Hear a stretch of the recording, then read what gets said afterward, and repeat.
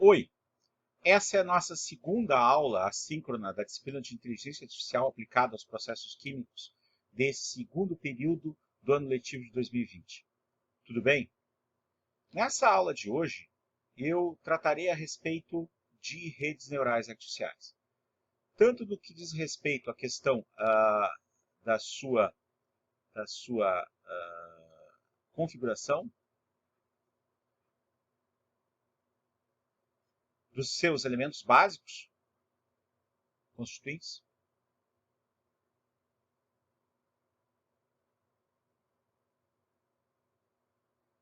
de aspectos importantes com respeito à forma de trabalhar com os dados, ou seja, o fluxo de trabalho.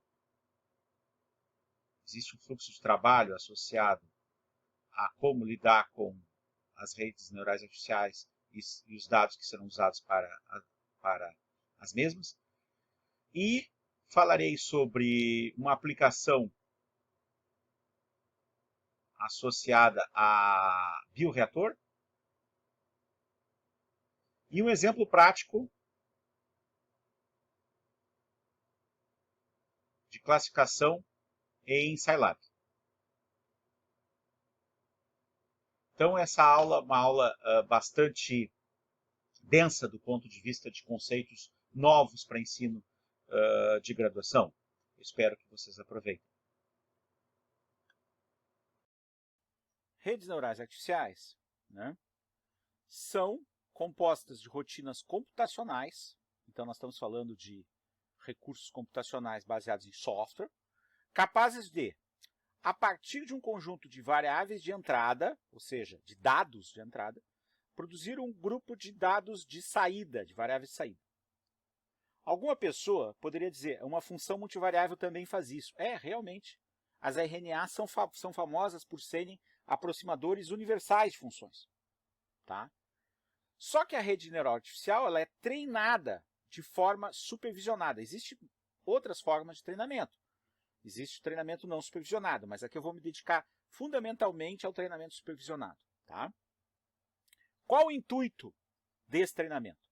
O intuito é ajustar os parâmetros variáveis internos, que a gente vai chamar de pesos da rede, para que a saída corresponda a uma entrada, tá? Ou corresponda às entradas. Né? Então, eu fico muito feliz, né? Fico muito feliz de ter puxado esse texto de um e-mail que eu mandei para um menino que trabalhou comigo em 2011. Né? Então, esse texto é um texto de um e-mail. Tá certo? Por isso que eu fui tão informal na explicação. Né? E fico mais feliz ainda por esse menino ter feito mestrado e doutorado em engenharia química e hoje ser um pesquisador da área exatamente de aplicação de redes de inteligência artificial em engenharia. E de ter uma empresa. Né? Fico extremamente feliz, uma empresa que trabalha com isso. Tá certo? Então, investir, né, nesses assuntos mais diferenciados, eu vou dizer assim, eu não vou chamar de aprofundados, vou chamar de diferenciados, tem um ganho absurdo quando a gente semeia em terra fértil. Né? Se a gente semeia em terra fértil, né, é mais fácil da gente ter uma boa colheita. Tá? Então, RNAs são rotinas computacionais baseadas na analogia fisiológica de como as redes dos neurônios naturais processam sinais de entrada, armazena informações e responde a esses sinais de entrada, impulsos. Então, as respostas são oriundas de um treinamento que pode ser supervisionado ou não, como eu já tinha falado antes. Então, vamos dar um exemplo. Quando uma criança de 6, 7 anos está aprendendo a ler, tá, ela olha a letra N, que ela sempre viu essa letra N, tá? Mas a partir daquele instante que ela está sendo letrada, que ela está sendo alfabetizada, tá? Essa letra N passa a ter um outro significado, onde os professores, os pais, os agentes, né, ao redor da criança supervisionam, garantindo que a letra N seja um fonema, seja N. Entenderam? Então, tudo da nossa rede neural natural se passou desse jeito. Quando nós fomos apresentados pela primeira vez a um dado, essa informação causou uma estranheza, né? E aí, para conseguir causar uma consequência, para dar um significado, para dar um contexto, nós precisamos de um agente externo que nos explicou e criou uma correspondência entre o que é essa informação e o que ela significa. Por exemplo, essa cor aqui da minha camiseta, tá certo? A cor predominante aqui. Eu estou usando uma cor vermelha, tá certo? Alguém teve que me dizer que essa cor era vermelho. A partir desse instante, os estímulos ópticos enviados, os estímulos elétricos, desculpa, enviados pelo meu sistema de aquisição de dados, meu olho, meus olhos, tá certo? Que transformou essa imagem em sinais elétricos, que mandaram para os meus neurônios da parte visual do cérebro, associaram com uma parte cognitiva do cérebro a informação de que esse tipo de estímulo era vermelho.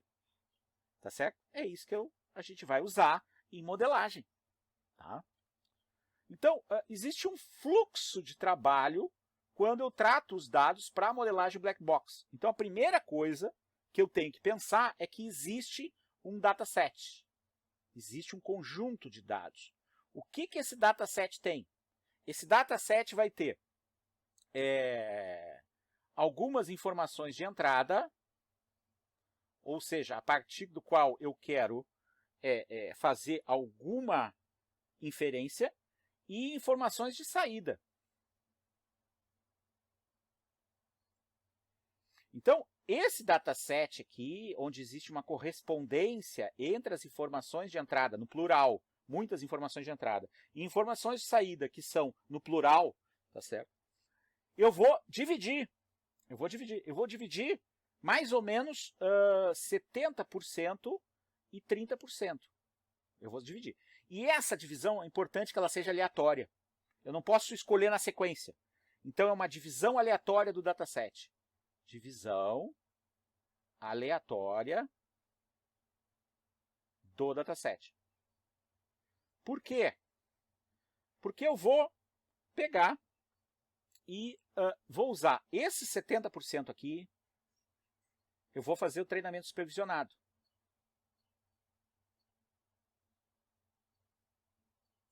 Vai ser a etapa de treinamento. E esses 30% aqui vão ser usados na etapa de validação do modelo. Ou seja, depois que eu considerei treinada, eu vou pegar aqueles novos dados que estavam no conjunto original, mas foram separados por sorteio, tá certo? E vou testar a rede e vou verificar qual é o erro que eu tenho entre o modelado e o experimental.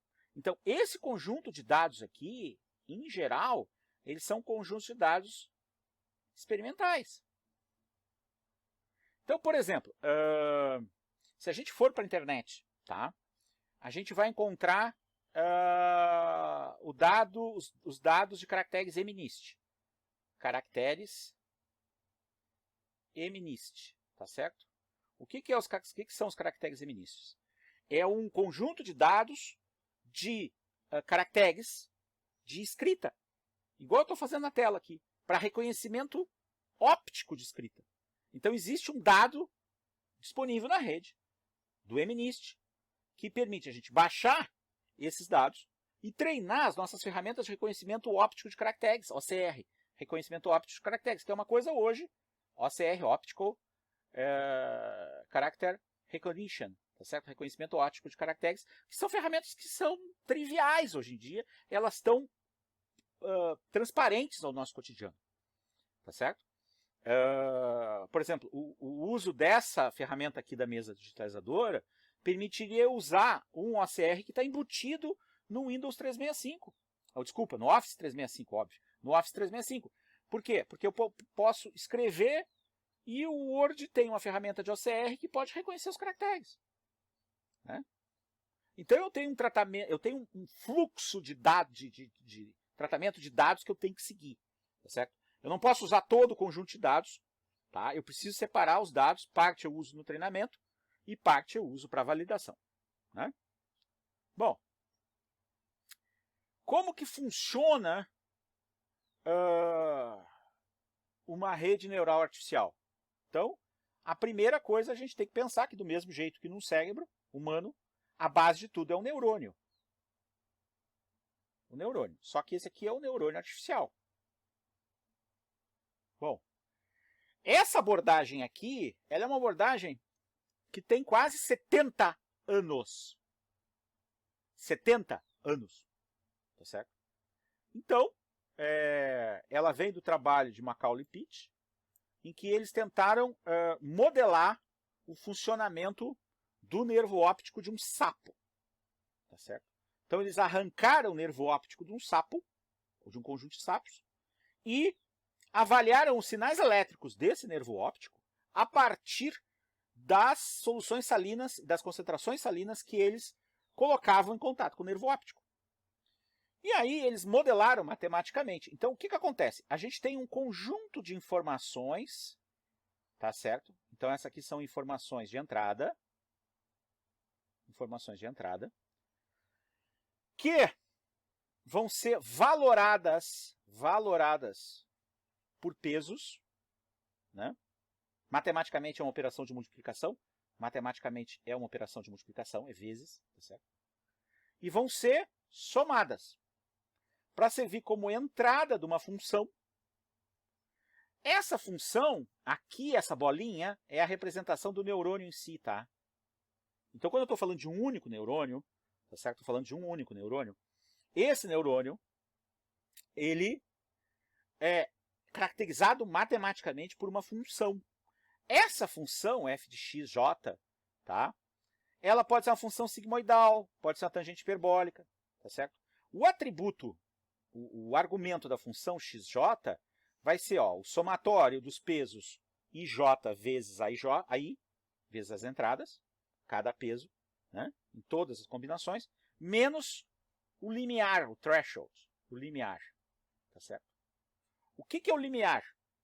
O limiar é o valor necessário para que o neurônio dispare uma saída. Tá certo? Essa saída, então, o T aqui é o limiar, é o threshold. Tá certo? O threshold. Tá? E aqui eu tenho a saída. Então, eu só vou ter uma saída se as informações de entrada forem significativas a mais do que o threshold para poder ter a saída.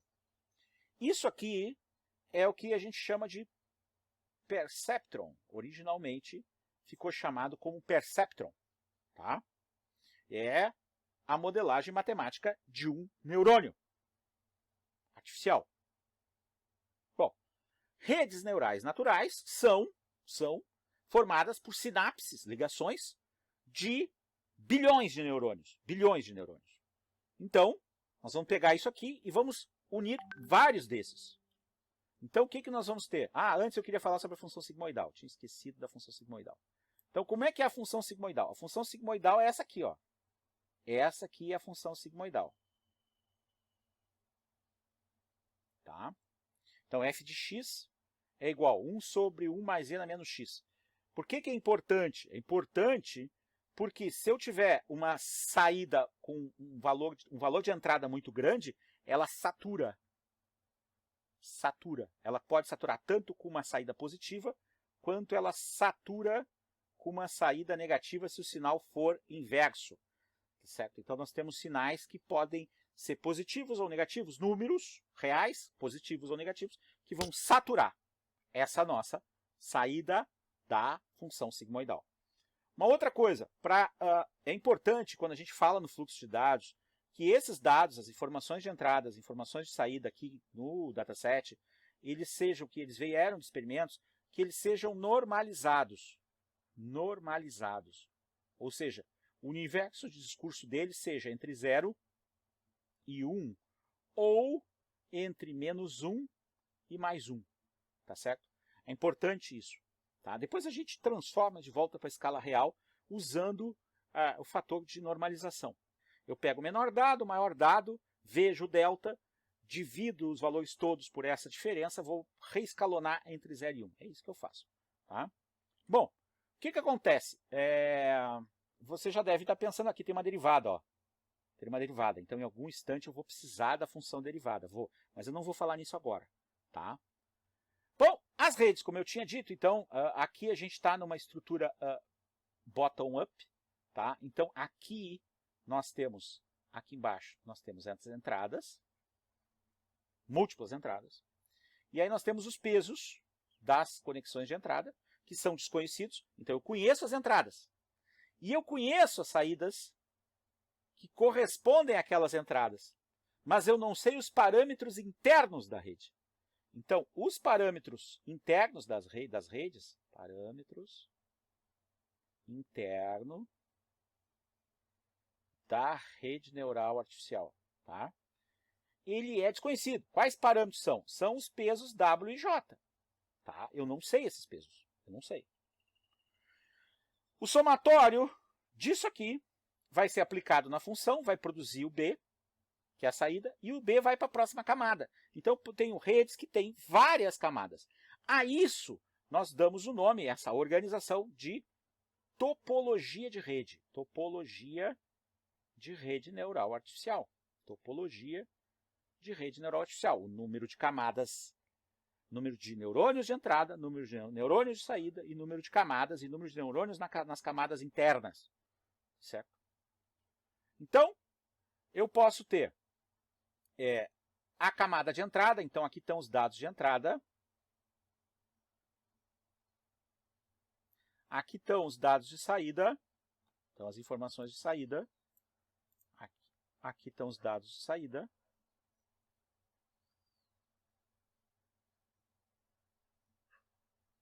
E aí eu tenho a camada de entrada. Quantos neurônios vai ter? Qual o número de neurônios na camada de entrada? Tantos quantos forem significativos para modelar o meu processo. Existe uma regra? Não. Não. Não existe. Mas, por exemplo, vamos imaginar que eu quisesse modelar o crescimento de um micro-organismo. Eu sei fisicamente que fatores como concentração do substrato, como pH, como temperatura, influenciam fisicamente o crescimento do micro-organismo. Então, os dados de entrada vão ser conjuntos de vetores com essas informações de entrada, ou com mais ou com menos. Mas eu preciso entender a física, a fisicoquímica, a biologia, a engenharia do processo que eu quero modelar. Né? Os dados de saída. Os dados de saída vão ter quantas camadas, quantos números de neurônios aqui na saída? Vai depender do que eu quero modelar. Por exemplo, se eu quiser modelar só concentração celular, tá certo? Eu vou ter um único neurônio. Mas se eu quiser, além da concentração celular, também um determinado bioproduto, tá certo? Por exemplo, concentração de um pigmento. Tá? Eu vou ter que ter dados de concentração celular e dados da concentração daquele pigmento, tá?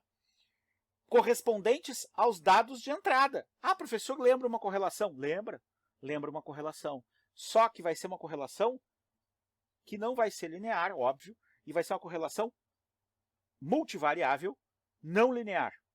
A questão é, quantos neurônios eu vou ter na camada de saída? Eu não sei. Então, a gente não sabe a topologia de rede. A topologia de rede ela é desconhecida. A gente não sabe. Nós vamos ter que fazer por tentativa e erro a topologia. Tá certo? Não existe uma forma de. Existem procedimentos automatizados hoje em dia de testar várias topologias. E aí a gente tem algoritmos computacionais que fazem isso. Então, na realidade, a gente não precisa mais fazer manualmente isso. Tá certo? Bom, com respeito à questão do tipo de resultado do modelo. Então, eu vou chamar de qualidade do predito pela rede neural artificial. Quando eu tenho dados de entrada, e aqui eu só estou vendo bidimensional, porque é o que a gente consegue enxergar, tá certo? Se os dados de treinamento forem esses dados que estão aqui com X, ó, tá certo? Tá? Se eu escolher redes que tenham muitos pesos, pode acontecer que eu tenha essa curva aqui onde eu tenho os dados de saída, as generalizações que estão representadas por quadrados. Ou seja, ela sofre de o que a gente chama de overfitting aos dados. Ela é incapaz de fazer predição. Ela se ajusta demais aos dados e não faz predição, não é uma boa rede neural. Então, o princípio da parcimônia vale muito para treinamento para modelagem black box baseada em redes neurais artificiais.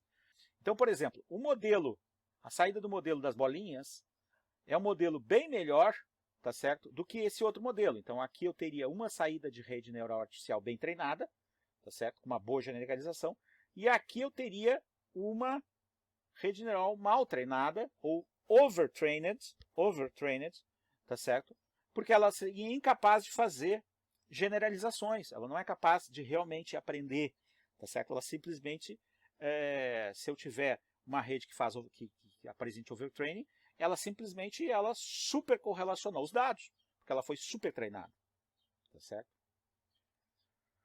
Bom, a questão é, quando eu tenho a rede aqui, ó, eu entendi o fluxo de dados nesse sentido, a partir das entradas até as saídas, tá certo?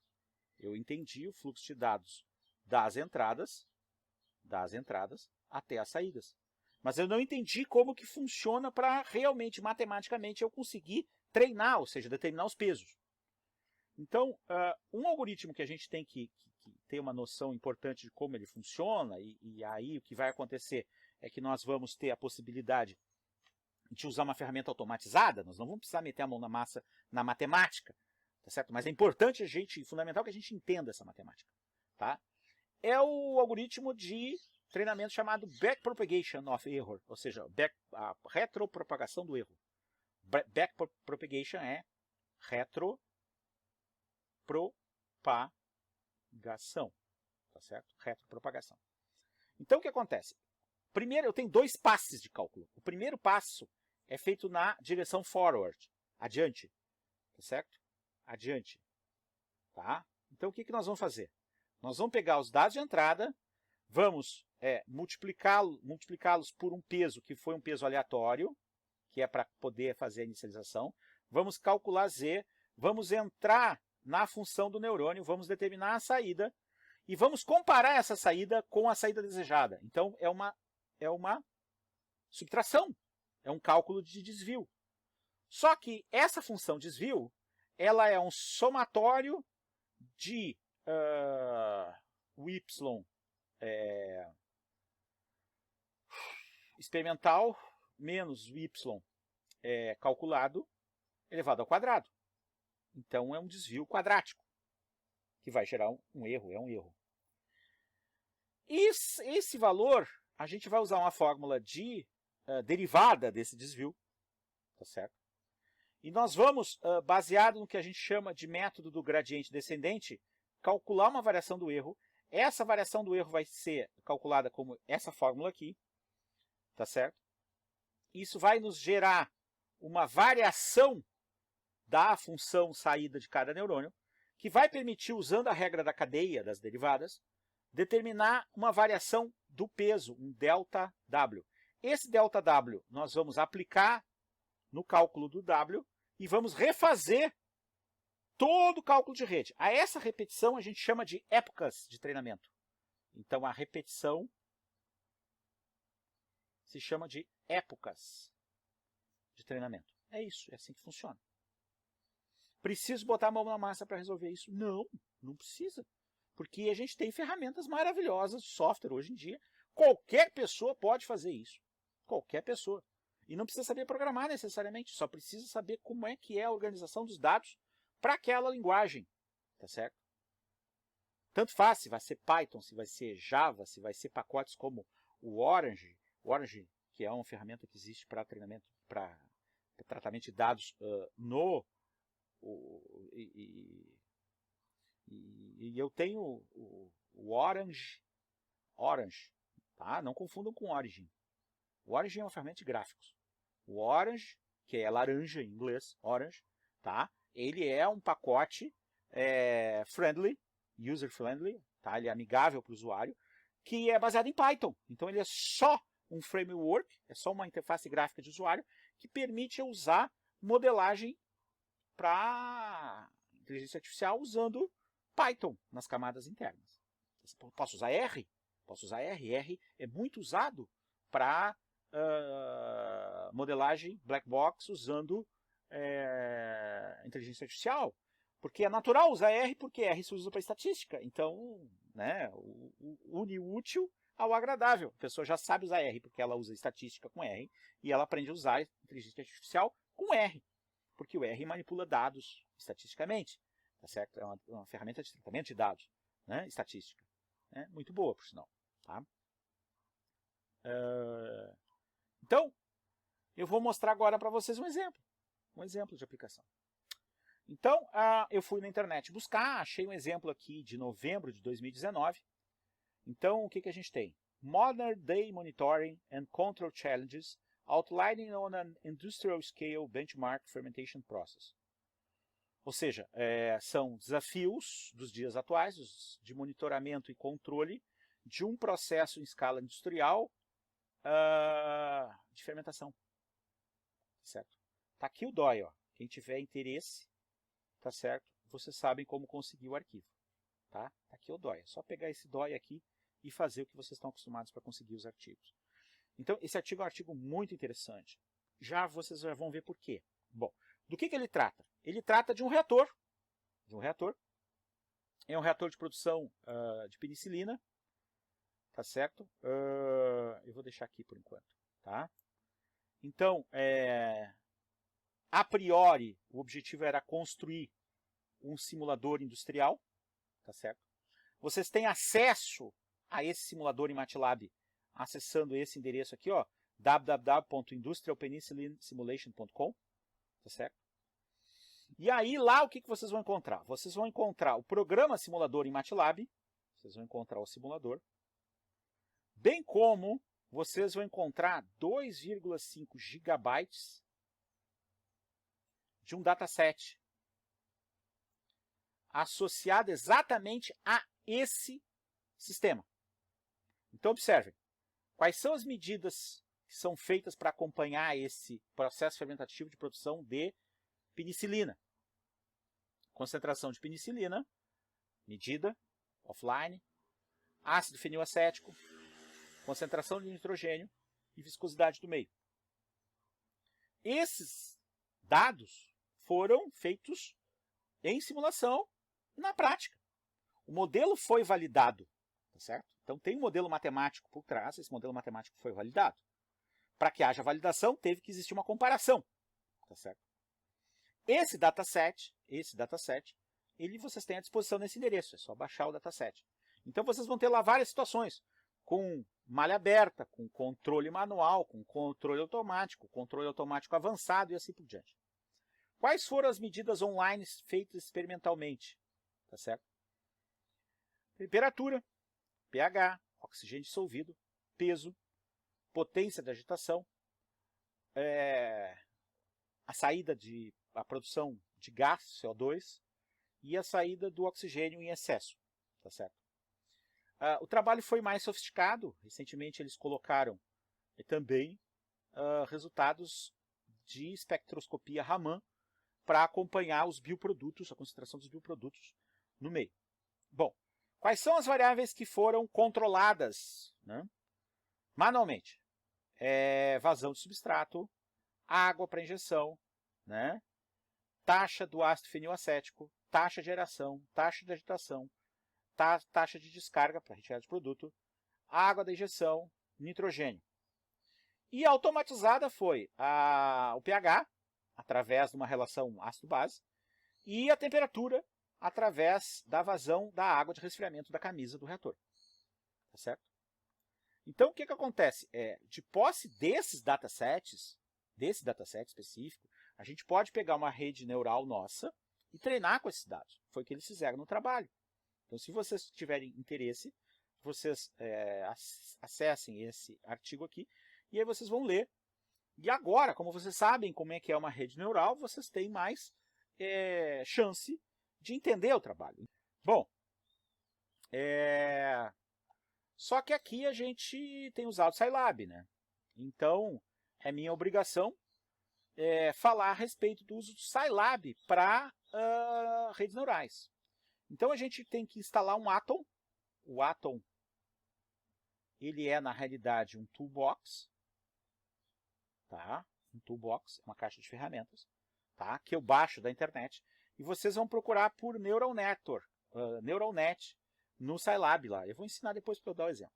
Então, qual é o exemplo que eu vou trabalhar? Eu vou trabalhar com o exemplo de classificação, que é um exemplo bem mais simples, tá? E bem mais fácil de entender. Vamos imaginar que eu tenha conjuntos de objetos, tá? Que eles diferem em algum atributo. Aqui o atributo vocês já identificaram visualmente qual é o atributo, né? Aqui eu desenhei objetos com atributos, alguns com formato associado com círculos e elipses, e outros com quadriláteros. São os atributos. No exemplo que eu vou trabalhar lá no Scilab, que é o exemplo que vem no tutorial do Neural Net, a gente vai ter objetos que vão ser chamados de objetos A, e objetos B, que têm atributos diferentes. Tá certo? Esses atributos são chamados de features. O pessoal gosta muito de nomenclatura em inglês, são as features. Essas features são dois números,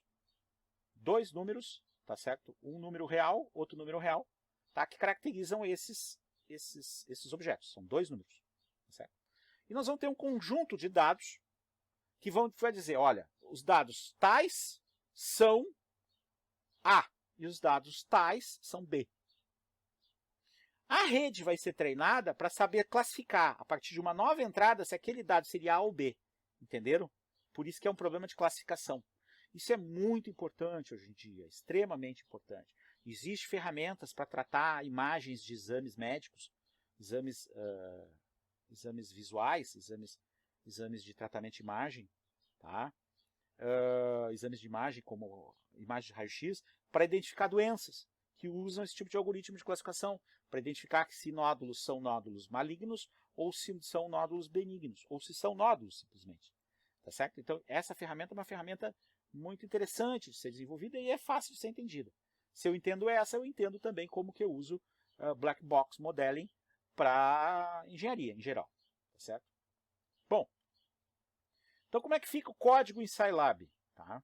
Aqui eu vou explicar o código. Tá? Então, eu tenho a função de limpar a memória, limpa o console. Esse comando aqui é um comando que faz com que sempre os números aleatórios comecem com a mesma semente. Então, a sequência vai ser sempre a mesma, porque eu vou precisar de números aleatórios na mesma sequência, porque eu vou inicializar os pesos na mesma sequência, né? Para poder fazer o treinamento ficar sempre igual, senão o treinamento, cada vez que eu rodasse, o treinamento ficaria diferente. Em N aqui, eu tenho a estrutura da rede. Então, N descreve a topologia de rede. Então, como é essa topologia? Essa topologia é assim, ó. Eu tenho 2 neurônios de entrada, 1 neurônio de saída, e eu tenho 2 camadas internas, tá certo? 2 camadas internas. X são os dados de entrada, então esse aqui são os dados de entrada, que tem as features do conjunto de treinamento. E aqui eu tenho a descrição do target. T é o target, que é o objetivo. Né? Então, por exemplo, 0.89 e 0.79 é do tipo 1. 1 significa A e 0 significa B. É uma discriminação binária. Tá certo? Então, eu chamo do tipo A 1 e do tipo B 0. Então, observe, quando as features tendem a 0, 0, o objeto é B. Quando elas tendem a 1, é o A. Tá certo? Bom, quando eu tiver a combinação intermediária, aqui, por exemplo, vamos imaginar aqui, ó. Aqui, ó, tá? Não é tão intermediário, 0.04, 0.07, mas esse aqui eu sei que é B. Aqui, 1, 2, 3, 4, ó, 1, 2, 3, 4, não deu outra. Daqui para cá, no conjunto é A, e daqui para cá é B. Tá certo? Bom, LP. LP é uma variável que é o learning rate, tá certo? É a taxa de aprendizado. Eu já modifiquei ela aqui. Originalmente, no exemplo, ela começava bem baixa, 0,4. W. W é a inicialização dos pesos. Então, eu vou inicializar usando feed forward, para frente. Tá certo? A inicialização dos pesos para topologia N. Então, o programa já sabe montar, já tem uma rotina interna lá, chamada ANN Feed Forward Init, que vai montar uma rede e eu não vou precisar programar. Não vou precisar fazer os vínculos necessários para ter os pesos. T. Aqui eu tenho o número de épocas. Eu baixei o número de épocas quando eu colei o código. Tá? Originalmente esse exemplo era com 400 épocas. Tá? Eu baixei para 100 para rodar mais rápido. E W, de novo, aqui, ó, eu vou fazer o uso da rotina de treinamento mais simples, baseada no desvio padrão. Quais são os argumentos? São os conjuntos de dados, o target, a topologia, a matriz dos pesos, então a função recorrente, a taxa de aprendizado e o T maiúsculo, que é o número de épocas. Aqui é o número de épocas. Observe que tem que tomar cuidado com dois T's aqui. T minúsculo, que é um vetor, que é o target, e o T maiúsculo, que é o número de épocas. Bom, daqui em diante, então, é só teste, depois que treinar. Tá? Então, eu já tenho o Scilab aberto para rodar esse exemplo. Então, vamos lá no Scilab.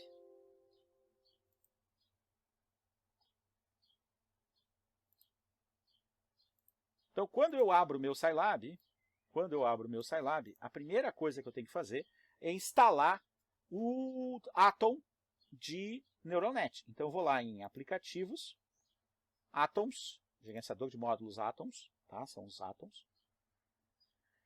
E aí ele vai abrir uma janela de um gerenciador que vai permitir eu fazer uso da seleção de quais os módulos que eu quero, tá certo? E aí aqui, ó, eu tenho os átomos separados por tipo, tá?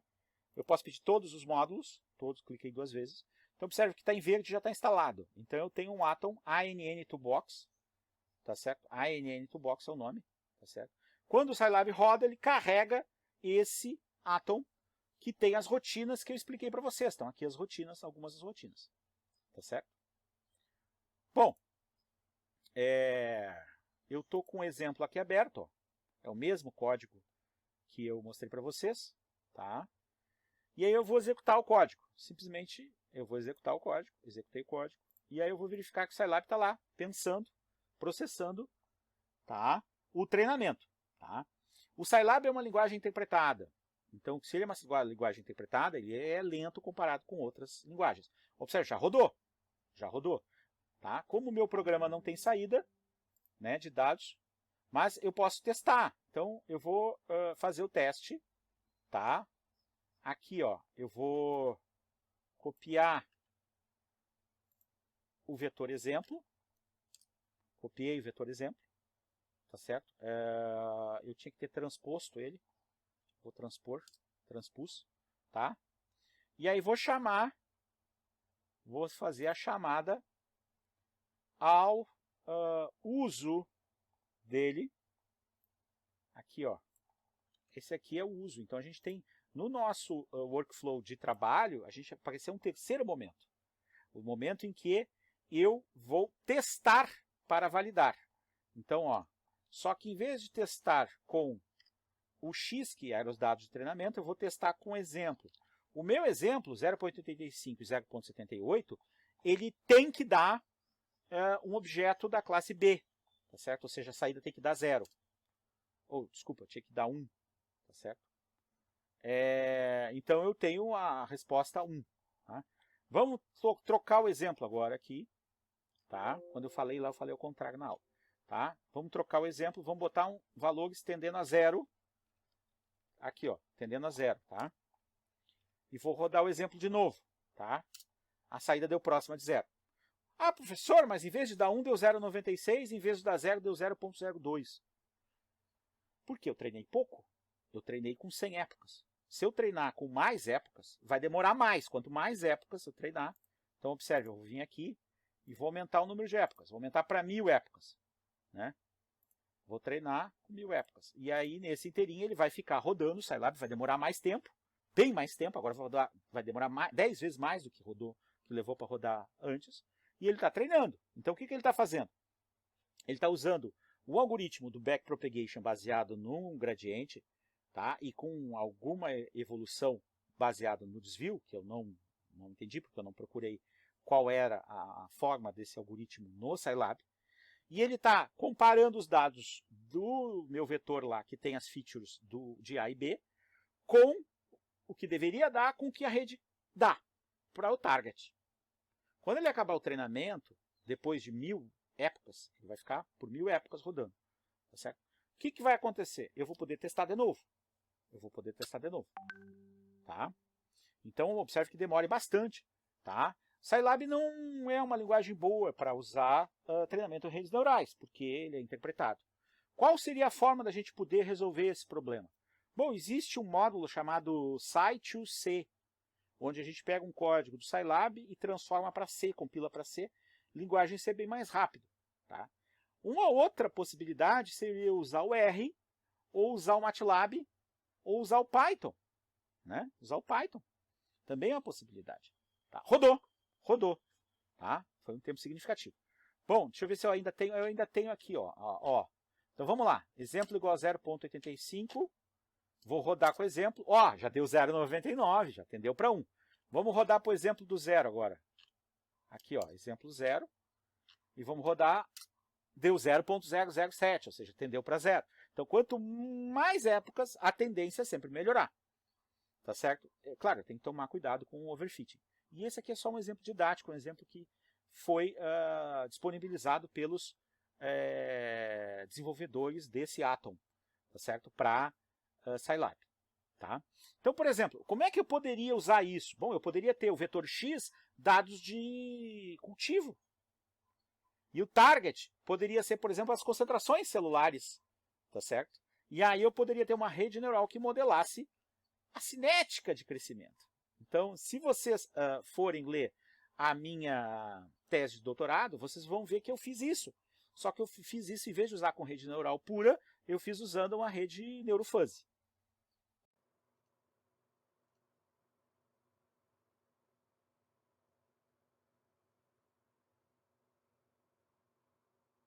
Encaminhando, então, o encerramento dessa aula síncrona de redes neurais artificiais, nós vimos fundamentalmente como funciona a prática de uso das redes neurais artificiais. Tá? E nós vimos que existe 3 momentos. Existe o momento de treinamento, existe o momento de validação e vai existir o momento de uso. Então, o enfoque da aula foi para uso em modelagem.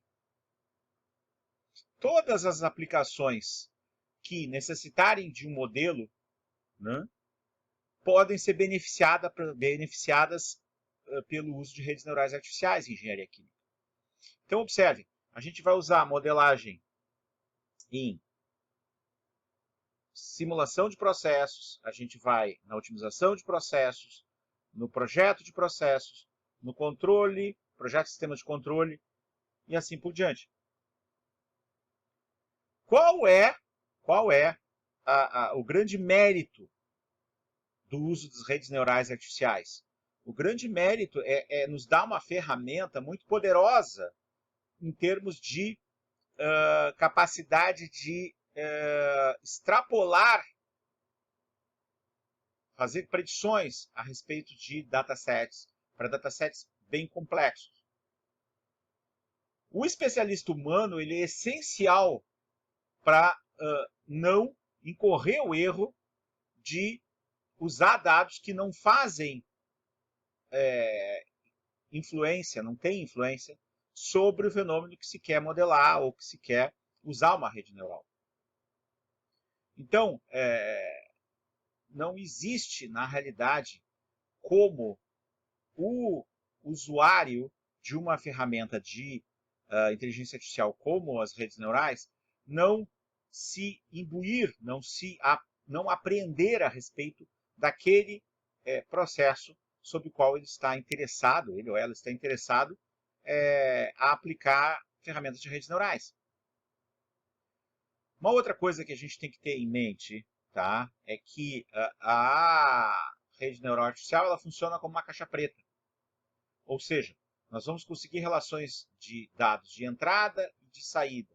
Nós vamos poder fazer classificação, nós vamos poder fazer predições, mas nós não vamos ter um entendimento sobre as reais relações entre as variáveis de entrada e como elas acabam influenciando as saídas. Ou seja, por isso que é o que a gente chama de modelagem black box. E isso as pessoas que não gostam de usar redes neurais, redes neurais artificiais, elas falam a respeito disso, exatamente disso. Existem outras ferramentas que são de inteligência artificial que conseguem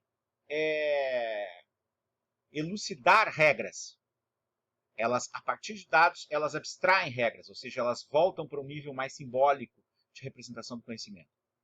Tá certo? Inclusive, essa é uma dos campos de pesquisa atual do setor. Retirar as regras a partir do dataset, tentar enxergar de uma forma mais resumida. Apesar do que isso já é uma tentativa já bem que já existe há bastante tempo. É o que a gente chama em estatística de redução de dimensionalidade.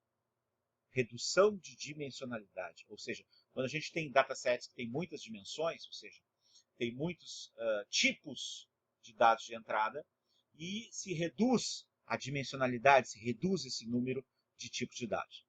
Né? Bom, apesar do contexto de que esses assuntos eles são pouco trabalhados em ensino de graduação, esses assuntos eles não são novos. As primeiras aplicações de redes neurais artificiais em engenharia química estão associadas ao trabalho do professor Riemenn-Blau. Se vocês colocarem no Google Riemenn-Blau e Neural Networks, vocês vão encontrar o trabalho seminal dele, lá com o orientado, a respeito de uso de redes neurais. E esse trabalho é da década de 80. Nós estamos falando de mais de 40 anos. Esse material básico que eu usei para preparar essa aula, ele veio fundamentalmente de 2 livros. Eu vou deixar um deles aqui. Esse livro se chama Neural Networks in Bioprocessing and Chemical Engineering. Então, observem o que a gente nota. A gente nota que esse material aqui, feito por esses professores lá do Departamento de Engenharia Química do Instituto Politécnico da Universidade Estadual de Virgínia, tá? Isso aqui data de 1993. 1993, pessoal, são 28 anos. Então, é inadmissível que nós tenhamos esse tipo de conhecimento que é aplicável em engenharia química, que ele não seja abordado para os alunos de graduação em engenharia química. Eu não vou tecer teorias a respeito de por que ele não é visto, tá? Mas pelo menos aqui no nosso curso a gente viu. Eu agradeço muito a atenção e qualquer dúvida, me manda um e-mail para renatodutrapereira@gmail.com. Se vocês tiverem interesse a respeito desse livro, tá? Não se esqueçam que vocês podem baixar livros no site d-ok.cc. Tá? Usem esse site d-ok.cc e vocês baixam o livro que vocês quiserem. Hoje em dia praticamente todos os livros estão. Inclusive esse livro está lá. E o outro livro do professor Liu, que se chama Inteligência Artificial em Engenharia Química, também está lá. Então era isso. Muito obrigado para vocês. Espero que vocês tenham aproveitado e que eu possa contribuir com a formação de vocês. Tchau, tudo de bom.